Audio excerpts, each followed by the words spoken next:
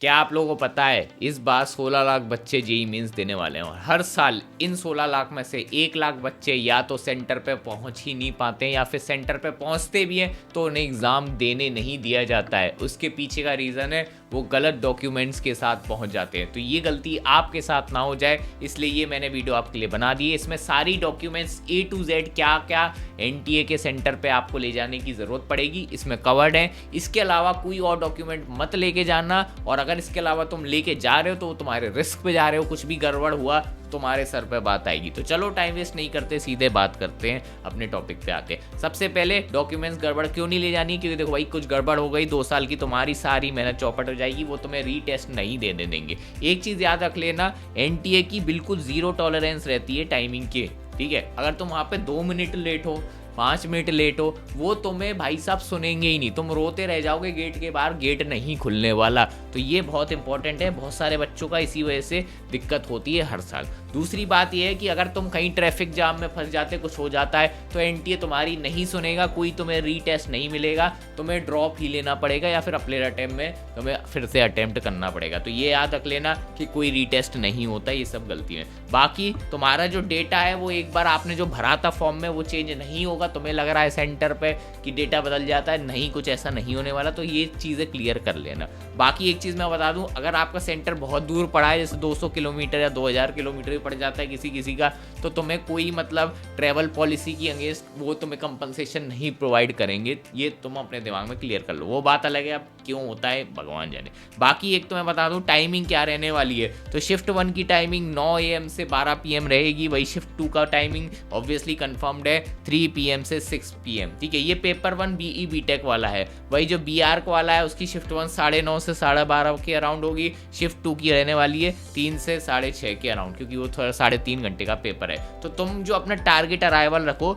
2 घंटे पहले तुम्हें एग्जाम से स्टार्ट होने से पहले पहुंच जाना है। इसका मतलब यहाँ 9 AM लिखा है तो तुम्हें 7 AM तक सेंटर पे सेफली पहुंच जाना है। ऐसे 3 बजे पेपर है तो 1 बजे सेंटर पे पहुंच जाओ। पहले जाने में कोई नुकसान नहीं होता, लेकिन लेट जाने में ज़रूर नुकसान हो जाता है, ठीक है। क्योंकि तुम ये मान लो कि रास्ते में ट्रैफिक जाम आ गया, तुम फंस गए, तो कुछ भी हो सकता है। ये सब तुम्हें कंसीडर करनी पड़ेगी चीज़ें। बाकी जो रिपोर्टिंग के प्रोटोकॉल से ज़रा सुन लेते हैं। देखो भाई, तुम्हें एक चीज़ याद रखनी है कि अगर तुम डिजी लॉकर पे रजिस्टर्ड हो, एक डिजी लॉकर का रजिस्ट्रेशन होता है, तो तुम थोड़ा लेट भी आओगे तो चल जाएगा, ठीक है। और जिन्होंने डिजी लॉकर पे रजिस्ट्रेशन नहीं करा है उन्हें 1 घंटे पहले आना है।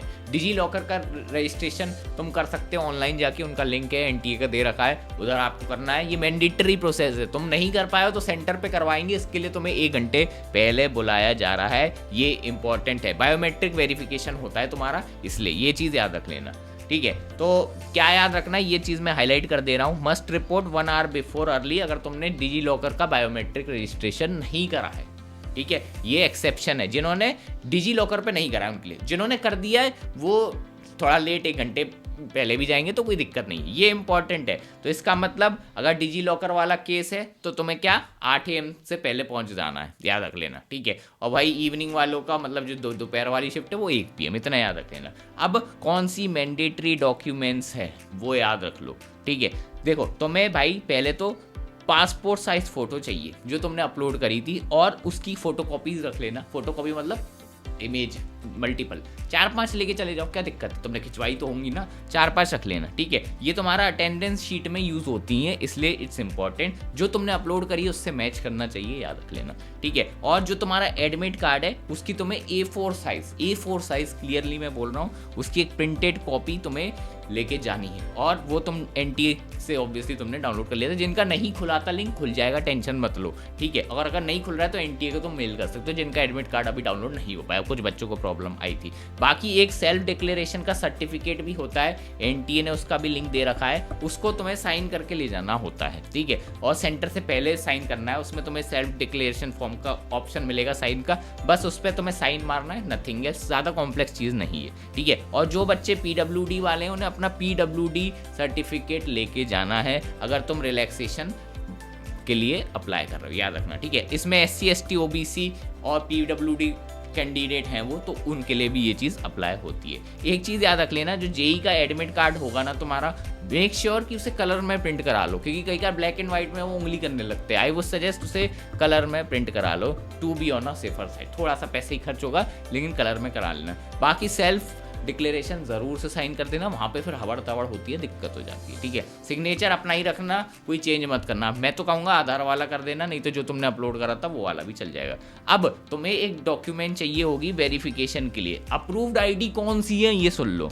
तुम अपना स्कूल का आइडेंटिटी कार्ड यूज़ कर सकते हो। अब कुछ बच्चे इसमें चतुर बनते हैं, कॉलेज का आईडी कार्ड ले जाते हैं, क्योंकि कुछ बच्चे डबल ड्रॉप ले रहे होते हैं या फिर कॉलेज से ड्रॉप ले रहे होते हैं। तो कॉलेज वाला आइडेंटिटी कार्ड मत ले जाना, क्योंकि हो सकता है वो रिजेक्ट कर दे, क्योंकि उसकी एनटीए की लिस्ट में नहीं है। स्कूल का आइडेंटिटी कार्ड चल जाएगा, पैन कार्ड चल जाएगा, तुम्हारा ड्राइविंग लाइसेंस चल जाएगा, तुम्हारी वोटर आईडी बनी है तो वो चल जाएगा, पासपोर्ट भी चल जाएगा, आधार कार्ड विद फोटो चल जाएगा, ई आधार भी चल जाएगा अगर उसमें फोटो है, तुम्हारा राशन कार्ड जिसमें तुम्हारा फोटो है वो भी चल जाएगा, तुम्हारा इवन 12th बोर्ड का एडमिट कार्ड भी चल जाएगा, और अगर तुम पे बैंक की पासबुक है विद फोटो तो वो भी चल जाएगी। और याद रखना है ये ओरिजिनल होनी चाहिए। अब बच्चे क्या करते हैं, फोटो कॉपी ले जाते हैं या फिर कलर्ड कॉपी, नहीं चलेगी। आपको क्या ले जानी है, ओरिजिनल, ये इंपॉर्टेंट है। और रिजेक्ट कौन सी हो जाती है, जैसे कॉलेज आईडी कार्ड जो मैंने अभी बताया था, ड्रॉपर वाला सिस्टम, ठीक है। जिस ऐसी आईडी जिसमें तुम्हारी फोटो क्लियर नहीं है, शक्ल ही पहचान में नहीं आ रही, जिससे इंपर्सनेशन नहीं हो जाए, कोई और दूसरा ना बैठ जाए, इसलिए वो आपको उड़वा देगा। कोई ऐसी आईडी नहीं होनी चाहिए, मोबाइल स्कैन कर दिया, फोटो में दिखा रहे हैं, ये अलाउ नहीं करता, फोटो कॉपीज नहीं अलाउड होती। तो ये याद रख लेना, ये चीज़ अलाउड नहीं है, सिर्फ ओरिजिनल और ये वाली डॉक्यूमेंट्स हैं। तो अगर ये हैं तो लेके जाओ, अगर तुम ये ले जा रहे थे तो बच गए, तुमने वीडियो देख के बचा लिया, ठीक है। स्कूल आईडी चलेगी, Aadhaar, e Aadhaar, PAN card, driving licence, voter ID, passport, ration card जिसमें तुम्हारी फोटो है, ये क्लियरली तुम्हें बता रहे हैं, ठीक है। अब एक्स्ट्रा मैंडेटरी चीज़ें क्या है, एक याद रख लेना, जो तुम्हारा फोटो है ना वो तुम एक्स्ट्रा पासपोर्ट साइज कैरी करोगे, और मेक श्योर करना कि तुम वो ग्रीन टिक वाली जो उन्होंने जो गाइडलाइन निकाली है एनटीए ने, उससे तुम एडहेयर कर रहे हो, जो तुम्हारे फॉर्म में स्पेसिफाइड थी। ये तुम्हें चीज़ याद रखनी है। बाकी पीडब्ल्यूडी सर्टिफिकेट का मैं तुम्हें ऑलरेडी बता चुका हूँ।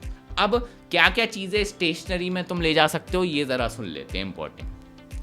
तुम अगर पेन लेके जा रहे हो तो कोई भी ओपेक या जेल पेन नहीं ले जा सकते। ओपेक मतलब सी थ्रू नहीं है, क्योंकि बच्चे उसमें चिट बिट छुपा के ले जाते हैं, तो वो नहीं ले जा सकते। जैसे ये वाला पेन है वाइट, ये अलाउड नहीं है क्योंकि ये सी थ्रू नहीं है, तो तुम सी थ्रू पेन ही ले जा सकते हो, ओपेक नहीं ले जा सकते।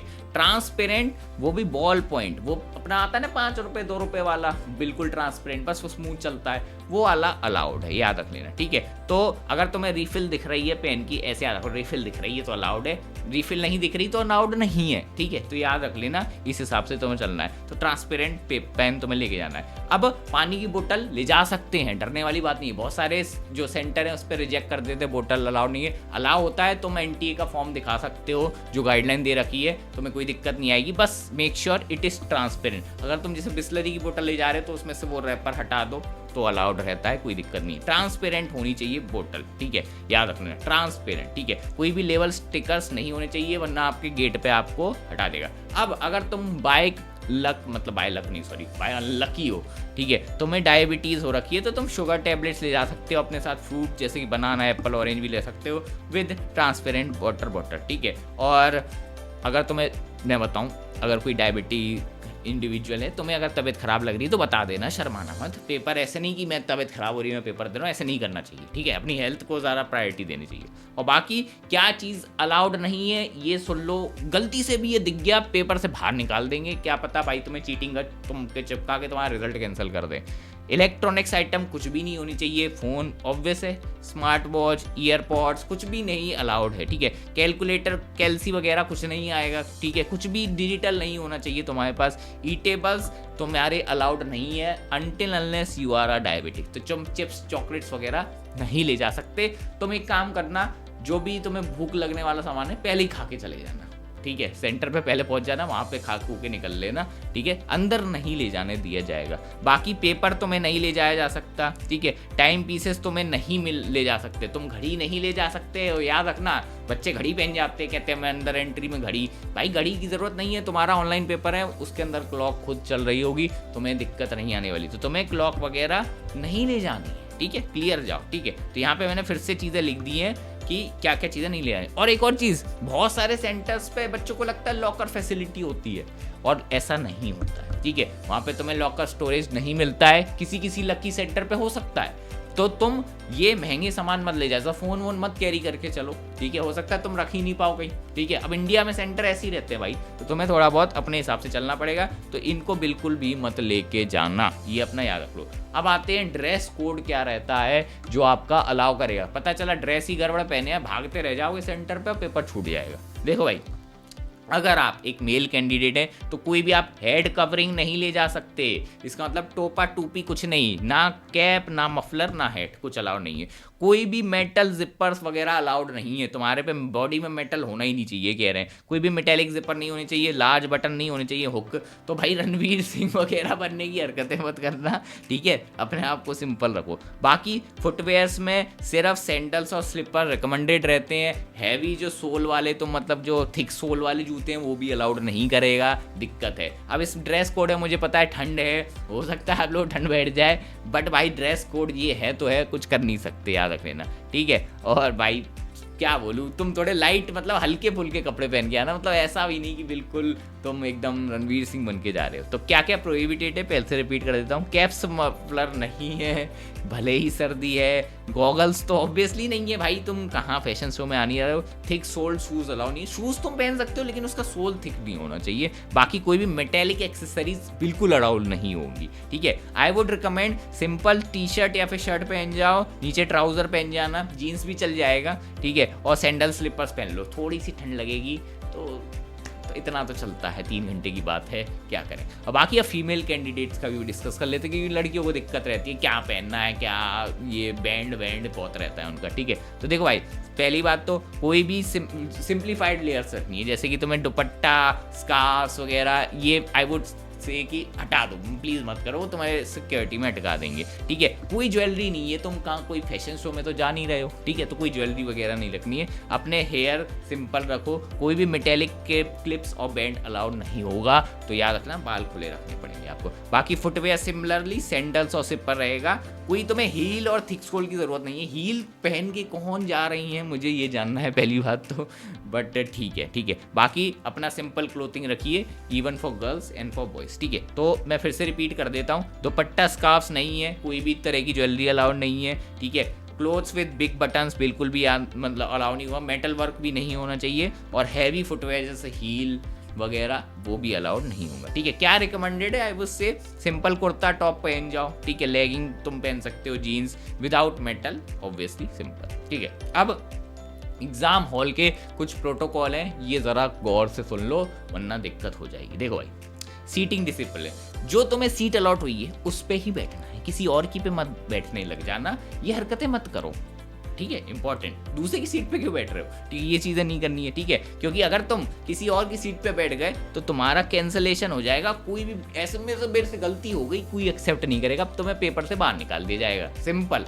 तो ये इंपॉर्टेंट है, अपनी सीट पे ही बैठना है, भले ही कंफर्म कर लो मेरी है, बट किसी और की सीट पे मत बैठना। बाकी अगर तुम्हारा पेपर स्टार्ट हो रहा है, बहुत बच्चों के मतलब सिस्टम में कई का गलतियां निकल जाती है, इसकी वजह से पेपर रिव्यू हो जाता है। प्लीज अपना सिस्टम चेक कर लीजिए, चेक करिए आपका माउस ढंग से काम कर रहा है कि नहीं, स्क्रीन देख लीजिए आपको ढंग से दिख रहा है कि नहीं, हर चीज देख लेना। अगर कुछ भी तुम्हें दिक्कत लगे इन्विजिलेटर को तुरंत बोलो। आई वुड से बहुत बच्चों का कटा है पिछले साल भी और इस साल भी, मेरे को पता होगा, बट मेक श्योर कि सिस्टम आपके बढ़िया से काम कर रहे हो। बाकी रफ शीट का लॉजिस्टिक्स में आपको समझा देता हूँ। देखो भाई, जो भी आपको रफ शीट मिलेगी बाहर से कुछ नहीं ले जानी है, वहीं मिलेगी, ठीक है। उसमें अपना नेम रोल नंबर टॉप पे लिखना है, और मेरे हिसाब से तुम्हें शायद रफ शीट बाहर ले जाने भी नहीं देते हैं, वहीं की वहीं यूज़ होके तुम्हें वहीं रह जाएगी, ठीक है। और जो भी तुम्हें मतलब रफ शीट जहाँ डालनी है वहीं डालना, ये नहीं कि फेंक दी, लो उड़ा दी, ऐसे हरकतें नहीं करना। जहाँ तुम्हें वो बोले कि इधर सबमिट करनी है या फिर यहाँ पे फेंकनी है, उधर ही आपको अपनी रफ शीट देनी है, ठीक है।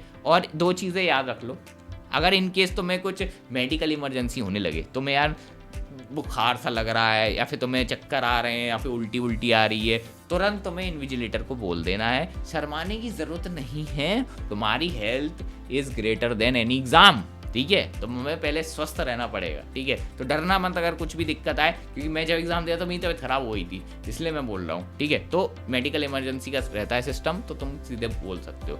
बाकी पैनिक कैसे मैनेज करना है ज़रा सुन लो।